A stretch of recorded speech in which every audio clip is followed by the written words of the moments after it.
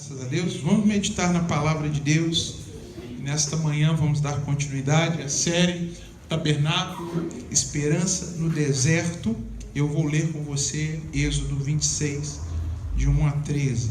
Êxodo, capítulo 26, o segundo livro da Bíblia.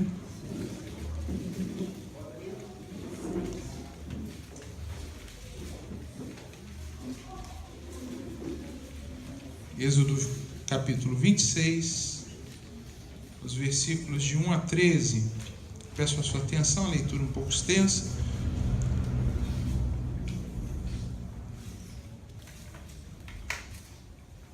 Para que possamos falar nesse terceiro encontro nosso, desta série.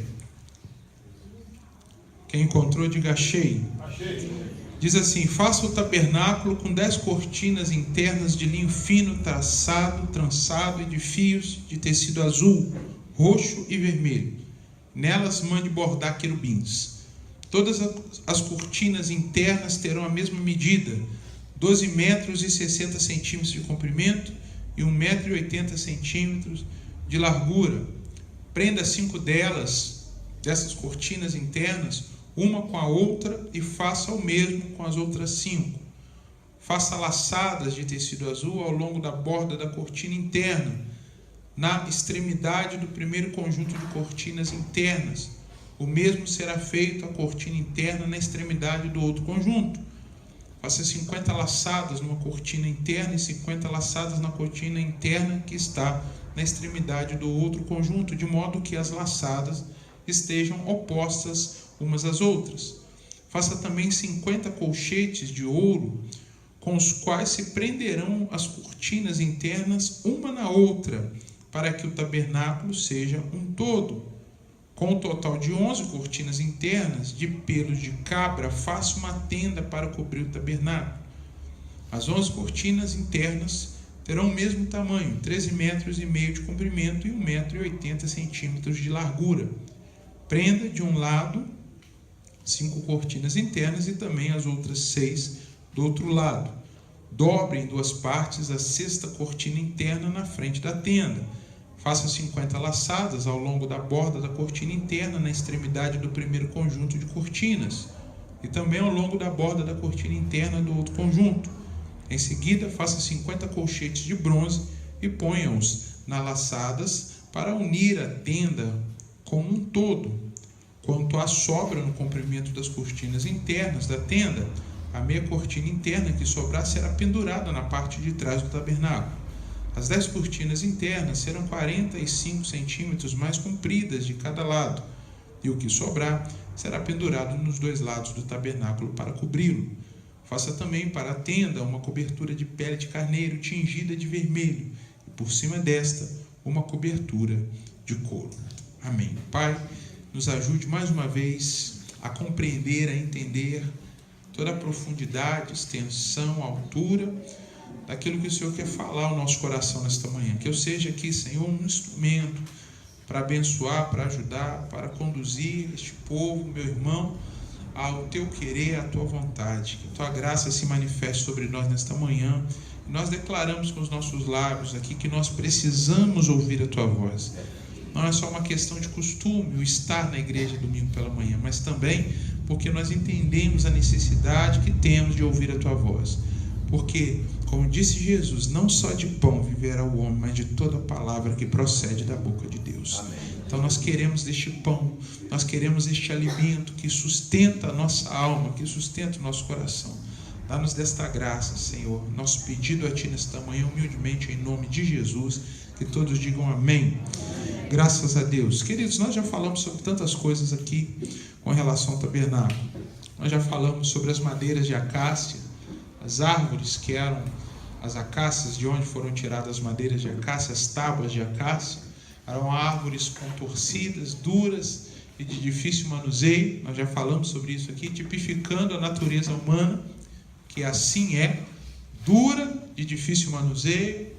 E nós somos assim, mas mesmo assim fomos escolhidos por Deus para sermos parte da sua habitação, lugar da sua habitação.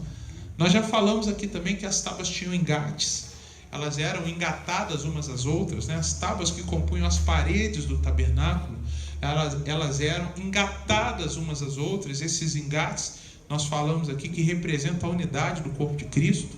Nós falamos também que a tábua de acácia estava sobre uma base. A base era de quê? Prata. A base de prata, símbolo da justificação, da redenção de Cristo. A base, a prata, significa redenção. Então, Cristo é quem nos redimiu e nos deu condições de sermos habitação de Deus. Então, a prata, interessante isso, um metal nobre, precioso, estava debaixo da madeira, não por cima da madeira. Ela fazia parte da base daquelas madeiras. Nós falamos aqui do revestimento de ouro que a madeira recebeu. Toda aquela madeira foi revestida de ouro, e o ouro tipifica a glória de Deus. E aquela madeira que representa a nossa humanidade foi revestida de glória. A glória de Deus cobriu aquela madeira que era composta, ela fazia parte das paredes do tabernáculo. Então nós já falamos sobre estas coisas. Falamos então sobre a madeira, nós falamos sobre a prata, nós falamos sobre o ouro.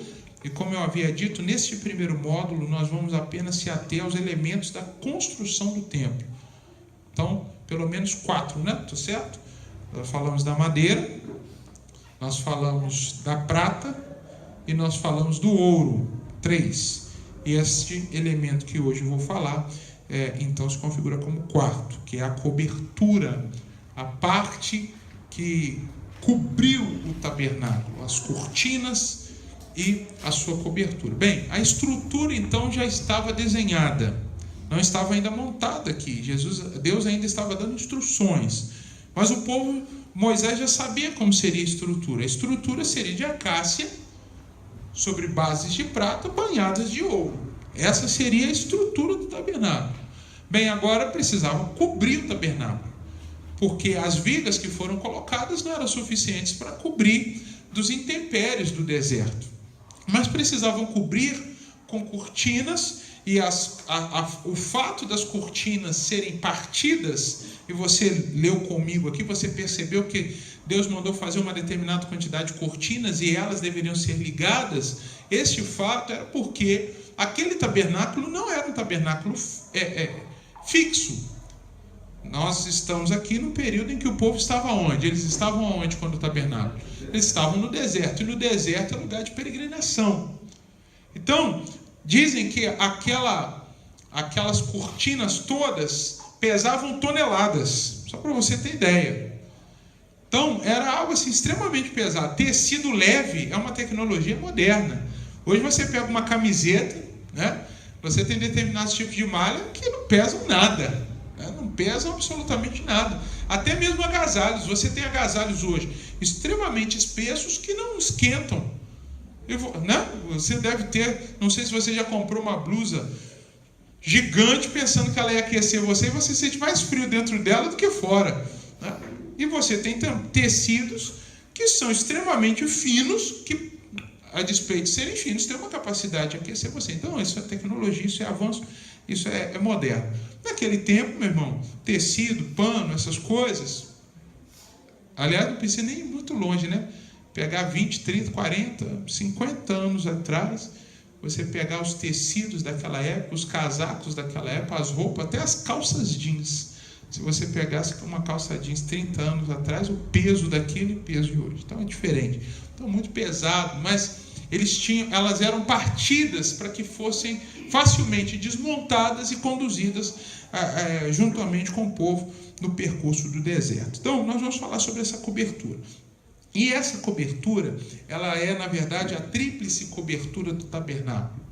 Nós temos aí o linho fino, pelos de cabra e pele de carneiro. Perdão, é quádruplo, né? São 4. Linho fino, peles de carneiro, pelos de cabra, pele de carneiro e couro. São 4 elementos que nós vamos dissecar aqui nesta manhã. As 4 camadas que compunham a cobertura do templo também possuem um significado grandioso. Depois que a estrutura feita de acácia sobre as brasas de prata e revestida de ouro estivesse pronto, o tabernáculo receberia então essas 4 coberturas. Nós vamos começar falando aqui sobre essa cobertura de linho fino. Na verdade, a cortina de linho fino. Essa cortina de linho fino representa para nós justiça. Eu quero que você abra sua Bíblia em Apocalipse, capítulo 19, versículo 8, onde eu tiro essa referência do linho fino. Embora esteja presente esta expressão em muitas outras partes bíblicas, eu quero usar com você o capítulo 19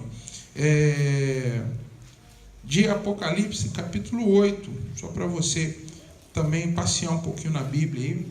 Nós estamos numa série, estudo, e necessita de uma participação maior.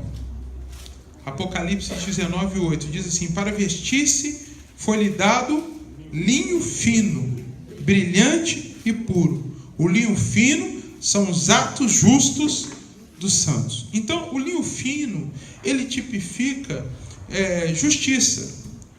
Esta primeira cobertura, ela possuía 3 tons. Eu vou falar também desses 3 tons: azul, o roxo e o vermelho.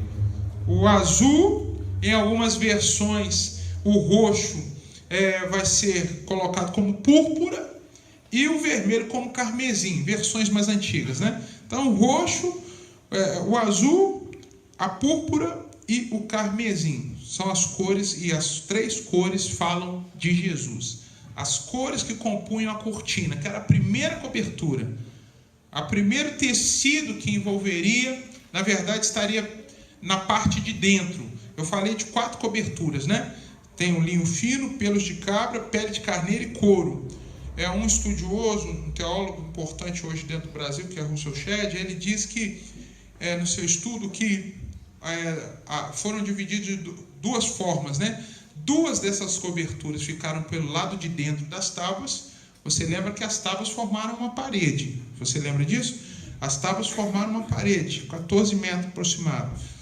Então, 2 coberturas ficaram do lado de dentro e 2 ficaram do lado de fora. Então, você imagina um tabernáculo montado, uma tenda montada. A armação era só mesmo uma armação. As paredes de ouro, agora de ouro. Então, essa cortina, ela pegava do lado de dentro, impedindo até mesmo que o ouro fosse visto. Então, essa cortina pegava do lado de dentro, e essa cortina podia ser vista do teto também. Então, essa cortina é de linho fino.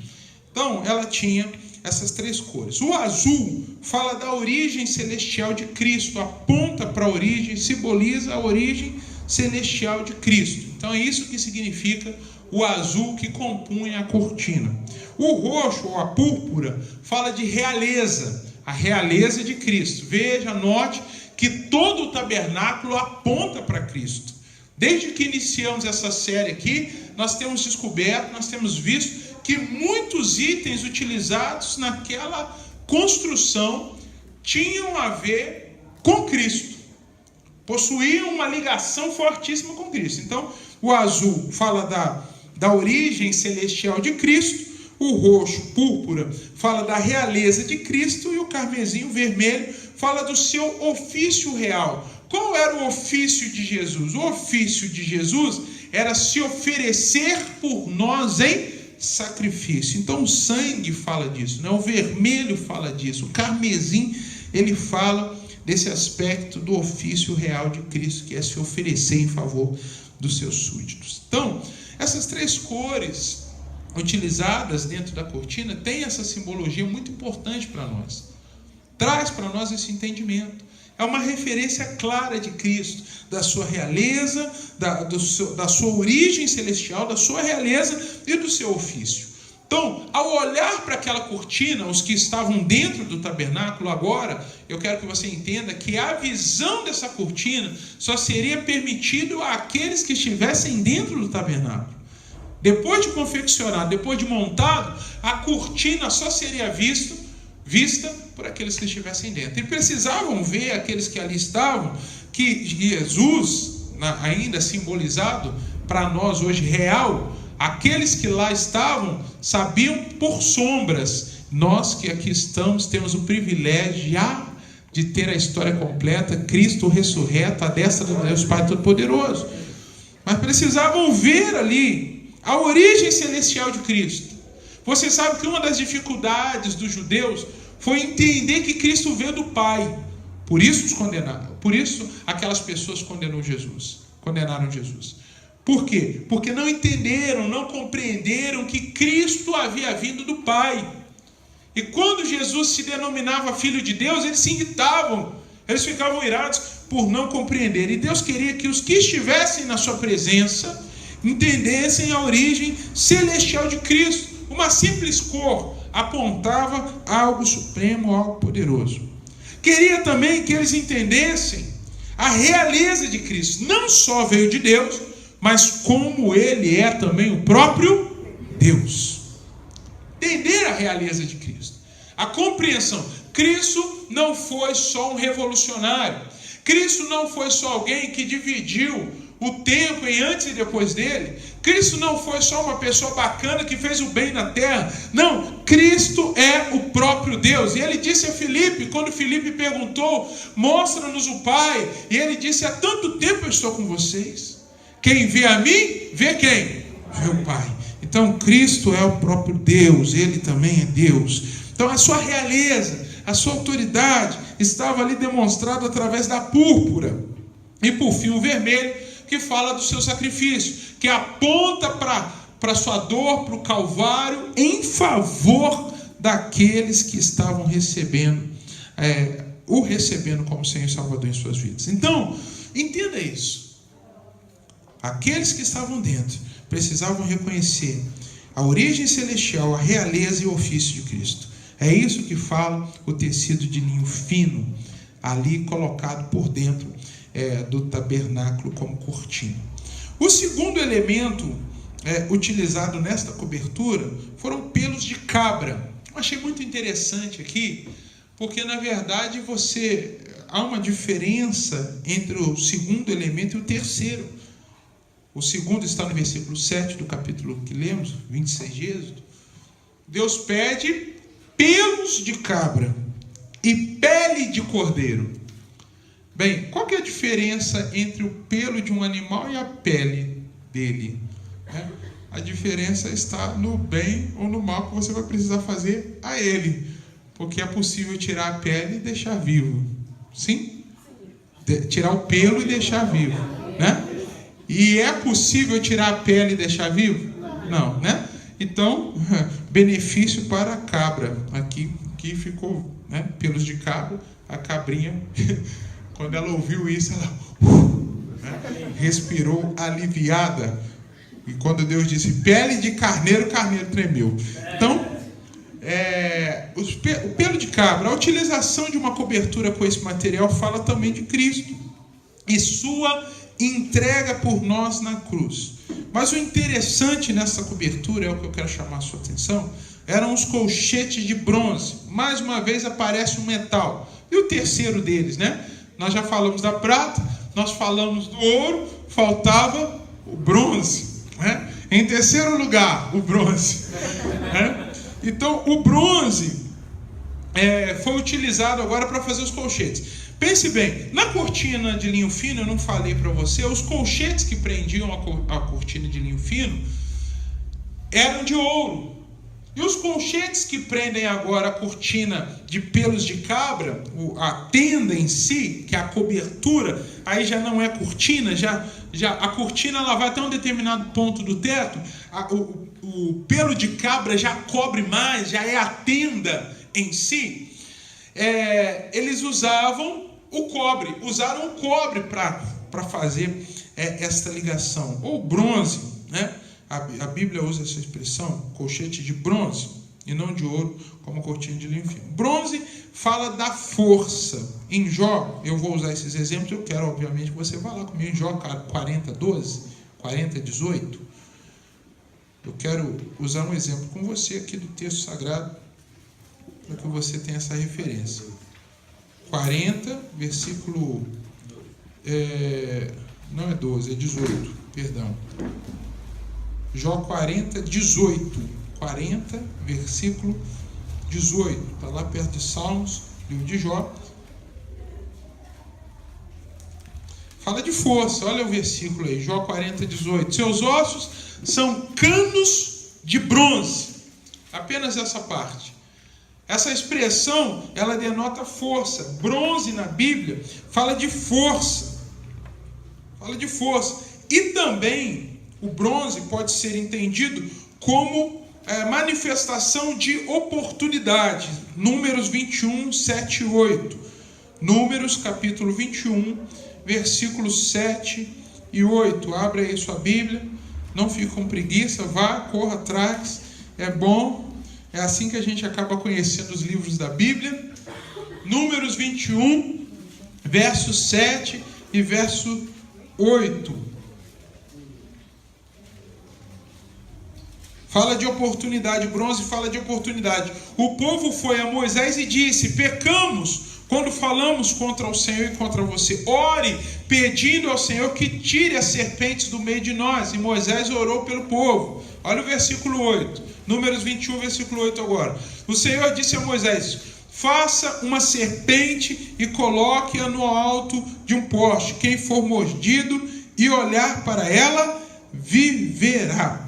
Amém. Apenas até aí. A serpente era de quê, irmãos? No versículo 9 diz: bronze. Moisés fez então uma serpente de bronze. O bronze fala também de oportunidade. O bronze aponta para a oportunidade. Eu quero me ater a esse colchete. Interessante, os pelos de cabra falam de Cristo. A cabra era um animal utilizado no sacrifício. Era um animal que morria pelo pecado do povo também. Então, mas o colchete de bronze fala de oportunidade. Não só o animal está ali apontando Cristo, mas como também aquela cobertura apontava para a oportunidade que o povo estava tendo de ter Deus presente no meio deles. E ter Deus na nossa vida é uma oportunidade.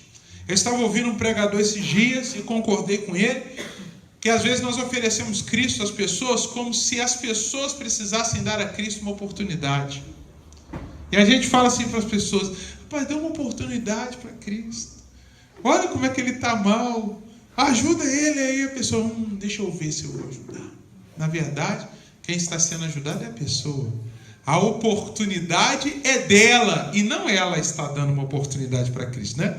Não que você que fala, eu já falou isso, não se sinta culpado. A gente tem esse jargão, essa forma de se expressar, mas na verdade, conceitualmente falando, a oportunidade não é de Cristo, a oportunidade é da pessoa. É Deus dando ao ser humano, a pessoa, aquele perdido, uma oportunidade. E você que está aqui nesta manhã está tendo uma oportunidade.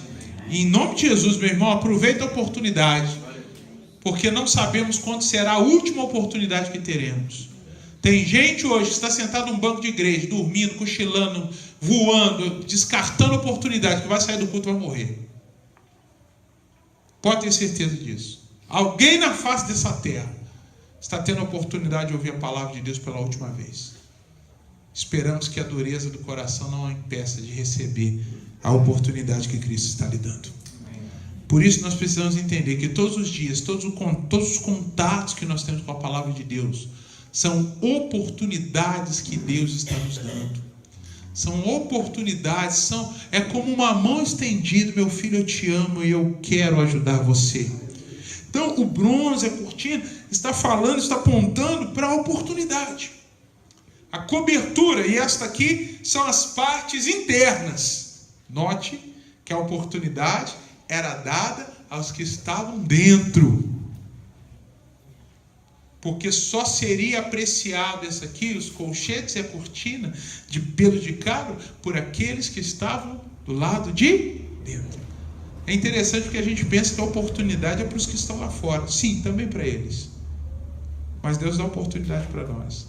Você já parou para pensar que todo pecado apontado na Bíblia, a Bíblia ela foi escrita para crente. A Bíblia ela foi escrita para ajudar aquele que quer andar no caminho reto. Teoricamente, aquele que quer andar no caminho reto não mereceria repreensão, conselho. Poxa, já está andando no caminho reto.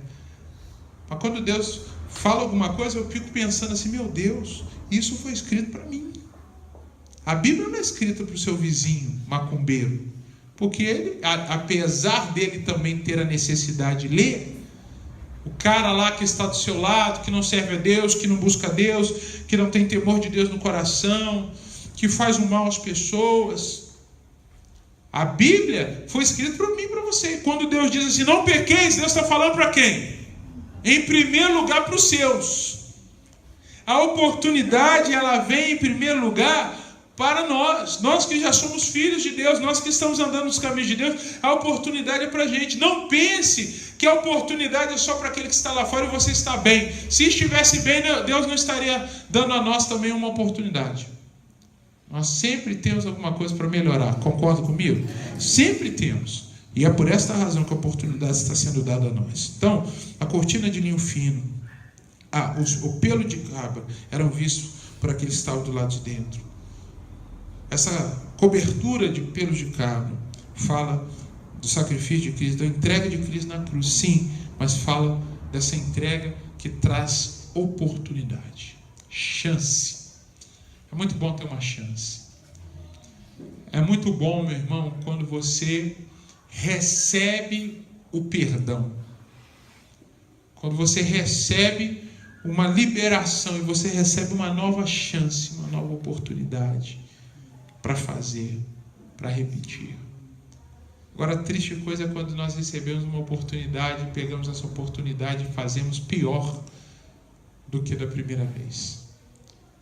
Pior do que da primeira vez. Então, nós precisamos pensar nisso. Nós estávamos falando sobre teste de aptidão. A pessoa tinha que fazer uma barra para passar num concurso, né? Aí o sujeito fez a barra lá, urrando, não conseguiu fazer, bomba, né? Mas ele conhecia alguém importante, influente, ele foi nesse alguém importante, poxa, ia lá, não consegui fazer a barra, quero mais uma chance, né? O sujeito superior foi lá, falou, meu conhecido aqui, não, tá bom, fala com ele, faz de novo então, vou dar mais uma chance. Ele deu conta de fazer pior do que ele fez da primeira vez. E o sujeito que ali estava falou assim, aí tá vendo? Não tem jeito. Como é que vai ser aprovado? Não é? Então, meu irmão, as chances, as oportunidades, elas vêm. Mas nós temos que tomar cuidado para a gente não fazer pior do que a gente está fazendo. Deus te dá uma chance, você vai e faz pior. Deus deu uma chance para Ezequias. E a estrutura que nós temos apresentada nos apresenta o Ezequias pior nos seus 15 últimos anos de vida do que a sua vida toda. O sujeito está no sufoco, ele faz promessas, ele jura, ele está na beirada, ele está no precipício, ele está quase caindo, ele, não, Jesus, eu vou ser bonzinho, né? É quando você passa um mal por ter comido alguma coisa, você promete que nunca mais vai comer aquilo. Já aconteceu contigo?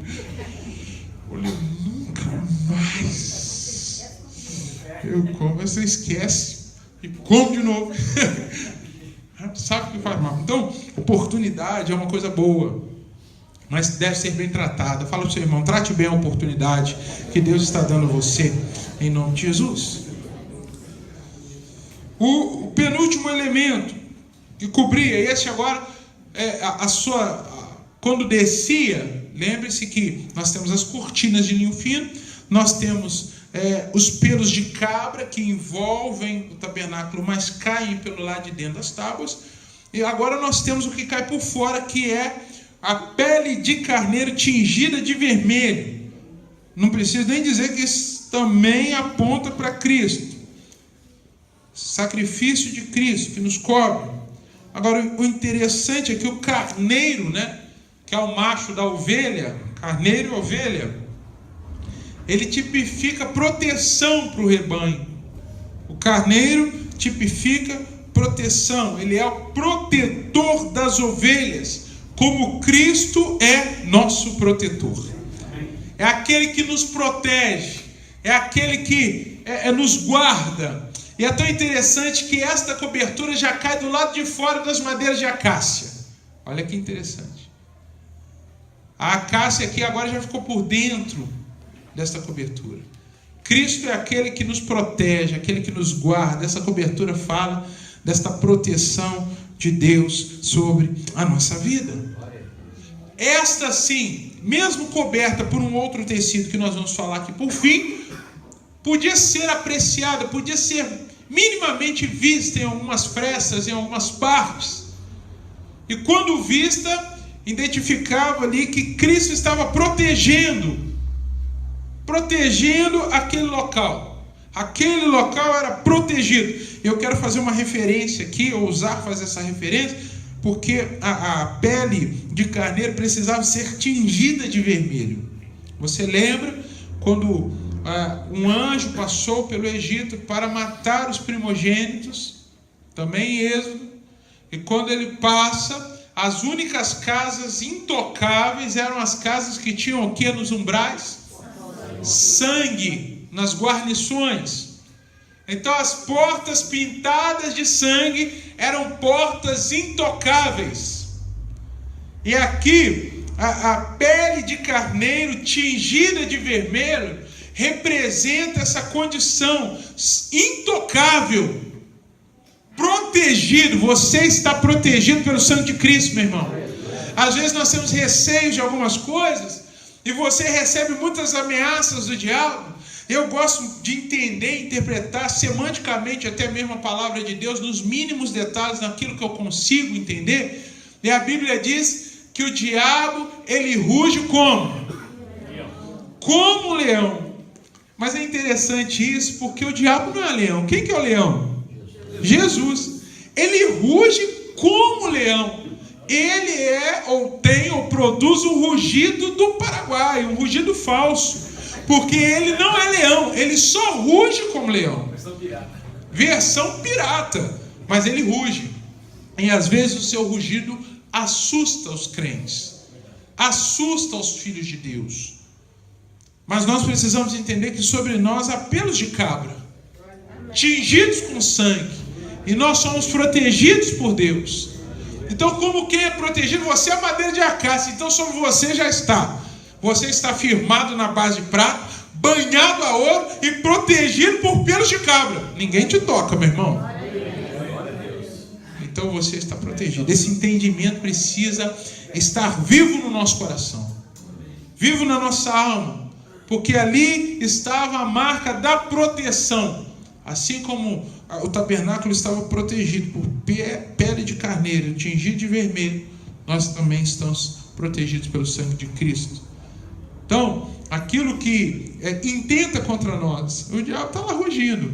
Você só não pode cair. Você sabe que, não sei se é verdade, não consultei isso para falar para você, mas é o que eu ouvi uma vez, é que o leão, ele fica num determinado local, ele ruge. E quando ele ruge, a presa sai da toca, sai do abrigo. Alguém já ouviu falar isso ou só eu que já ouvi falar esse negócio? Aí a presa sai do abrigo. Então eles estão escondidos, o leão, não sei fazer um rugido bonito aqui. Aí o leão faz o barulho que tem que fazer lá, a presa sai. E quando sai, quem caça são as fêmeas. As leoas, então, capturam as presas. Então o diabo é assim. O diabo, ele ruge e ele quer que a gente saia do abrigo. E ele quer que a gente saia da proteção. Ele quer que a gente saia do lugar que Deus nos colocou. Deus nos abrigou debaixo de pelos de cabra, pele de carneiro. Deus nos abrigou debaixo da condição. Aí o leão, o suposto leão, o leão do Paraguai, ele ruge. Aí você cai no rugido dele, você sai da proteção de Deus, ele captura. O cuidado que nós devemos ter, então, é para fugir dessas armadilhas. Fugir desses enganos, desses rugidos falsos. Porque enquanto você estiver na posição que Deus te colocou, qual é a posição que Deus te colocou? Firmado na redenção, banhado pela glória e protegido pelo sangue. Enquanto você estiver nessa condição, você está protegido. Mas se ao escutar o rugido do leão, você sair da redenção, se livrar da glória e da proteção do sangue, você está exposto e vulnerável e pode ser atacado, pode ser atingido, pode ser capturado. Então, cuidado, eu digo isso com constância. Cuidado com o sopro, com o que o diabo produz e faz você entender que é seu pensamento. E faz você entender que aquilo foi produzido pela sua mente. E não foi. Já ensinei, já disse, nós temos a mente de Cristo, uma mente de Cristo, não produz determinados tipos de pensamentos. Tem pensamentos que quando vierem na sua mente, você pode repreender que é do diabo. Do diabo. É rugir do diabo. É armadilha, é engano. Então nós estamos protegidos. E por fim, o couro. Foi utilizado também o couro. Em algumas versões, usa-se a expressão texugo. Texugo é um animal conhecido, parece se assemelha um pouco com um gambá, mas não é esse texugo. Parece que a referência traz. Parece que é algum animal marinho, um couro de um animal marinho.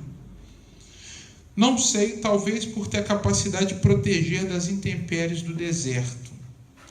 Um animal marinho, principalmente de água salgada.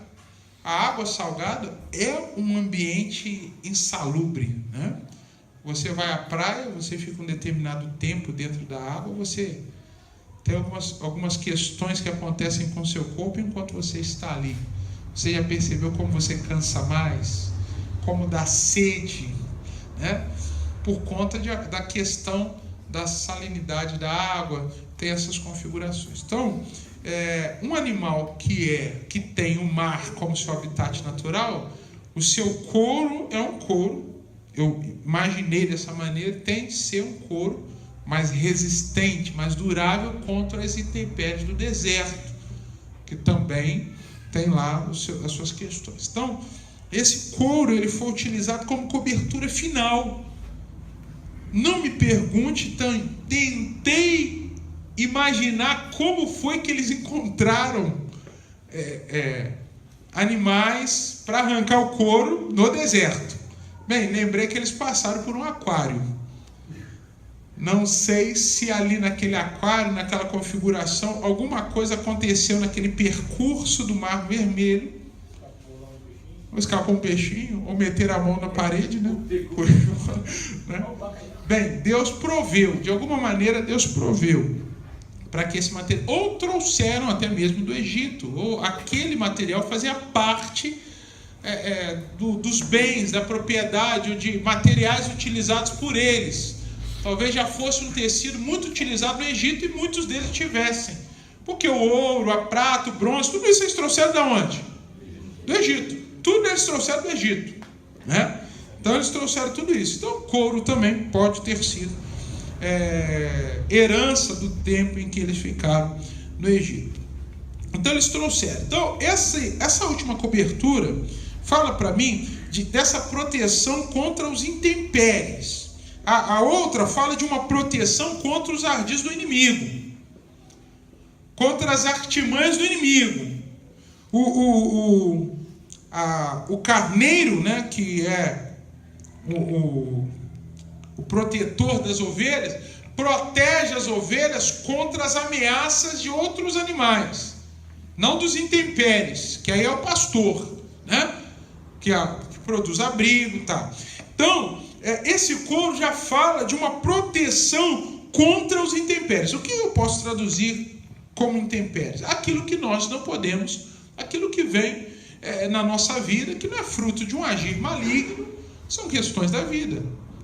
Você enfrenta questões da vida que não são necessariamente frutos de um agir do diabo. Você fica resfriado, né? Você tem dor de garganta. Não tem um demônio no inferno lá específico para dor de garganta, né? O demônio da dor de garganta. Não, você tomou gelado, se expôs, você passou mal, tá? Então tem essas questões também que são questões naturais, são os intempéries da vida, que também dos quais estamos protegidos. Apesar de algumas coisas passar, né? Você sabe que você fica resfriado, algumas outras enfermidades lhe atingem, mas pense comigo, quantas outras você já deve ter sido protegido por Deus delas? E nem sabe. Entendeu? Nem sabe. Eu fiquei pensando assim, se chovesse no deserto uma grande chuva, será que tinha alguma gotinha dentro do tabernáculo? Acredito que sim. Eu acredito que sim. Apesar de 4 camadas, o couro, uma gotinha ali, a água ela é muito, muito sutil, né? Uma gotinha ali, uma gotinha. Então, quer dizer, apesar da proteção, até mesmo na sua montagem, na sua estrutura, como ela foi desmontada e montada várias vezes, pode ser que numa das montagens o zelo em prender aquilo tudo não foi tão intenso quanto nas outras vezes. Então, o couro estava protegendo ali dos intempéries do deserto. E tem uma relação também com a ausência de beleza, ou pelo menos se comparado ao interior do tabernáculo, o seu exterior então ficou feio. Então se coloca couro, lá dentro tem ouro, lá dentro tem tecido de púrpura, Deus parece não se preocupar, ou parece nos trazer uma mensagem, que é uma mensagem muito interessante, de colocar beleza do lado de dentro e não tanta beleza do lado de fora. Nós temos uma preocupação com as fachadas, as nossas casas, nós queremos fachadas bonitas, ajeitadas. A beleza externa deve ser tanto quanto a beleza interna. Então por isso se decora, se faz algumas coisas do lado de fora também. Mas aqui Deus coloca simplesmente esse couro desse texugo ou de um outro animal, não sabemos qual é, entende-se até certo ponto que é algum animal marinho. Então não havia beleza do lado de fora. Eu quero chamar a sua atenção para isso. Presença de beleza interna, ausência de beleza em comparação interna do lado de fora.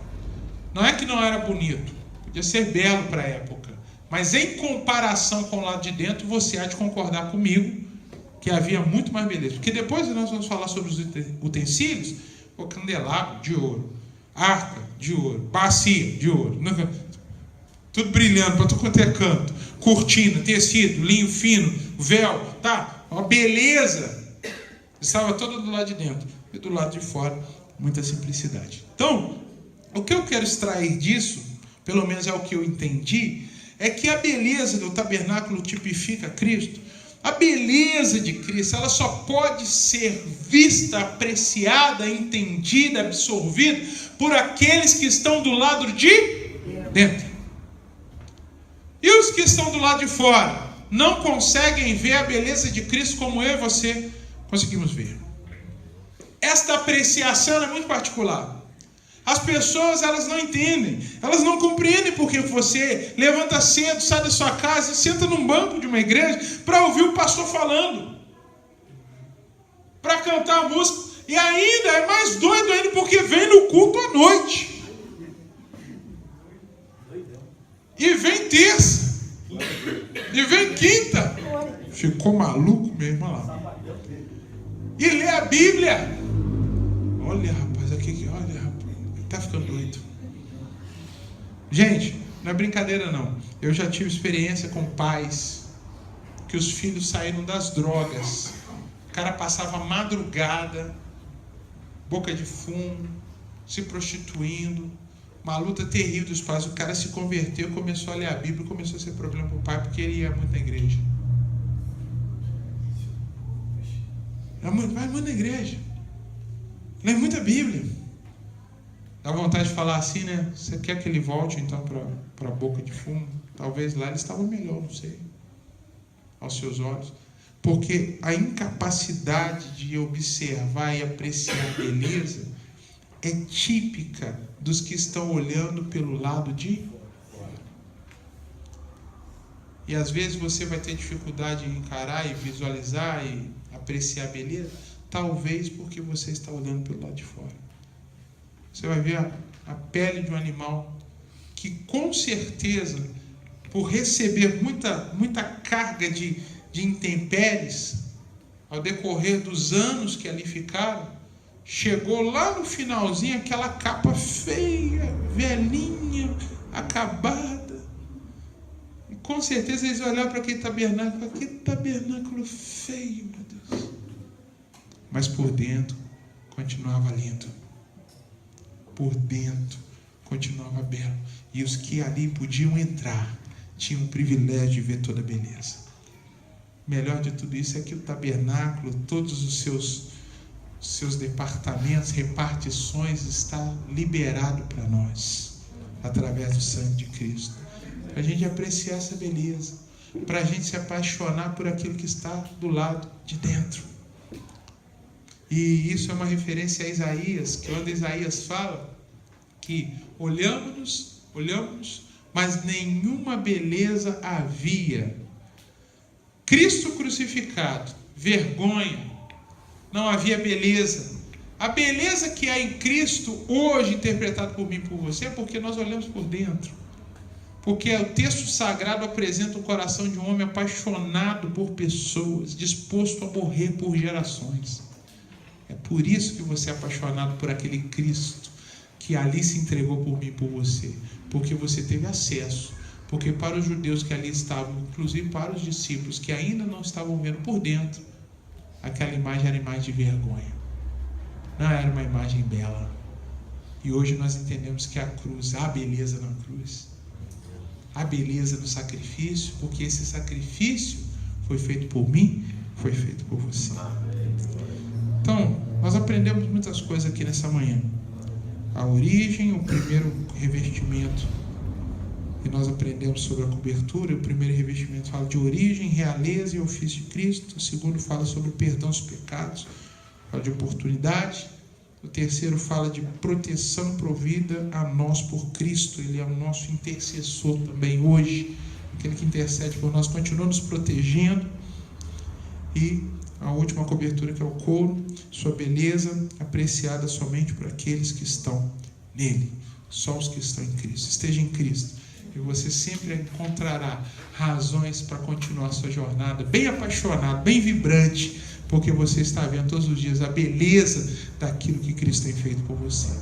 Então, querido, nós vamos dar continuidade no próximo domingo. Nós estaremos mais uma vez aqui avançando um pouco mais no conhecimento acerca da palavra de Deus. Então, nós já falamos aqui sobre a madeira, nós falamos sobre a base de prata, nós falamos sobre o revestimento de ouro, e hoje nós falamos aqui sobre a cobertura e o bronze. Então eu quero que você guarde essa palavra no seu coração. Tudo isso tem uma aplicação maravilhosa para o nosso coração. Eu acredito que você, vindo aqui aos domingos pela manhã, vai crescer, vai entender mais, porque o Antigo Testamento é muito rico em simbologia e traz para nós grandes coisas, grandes revelações que tem tudo a ver. Embora pareça estar tão distante, na verdade está tão perto de nós. Amém? Vamos ficar de pé em nome de Jesus, vamos orar e agradecer a Deus por esta manhã.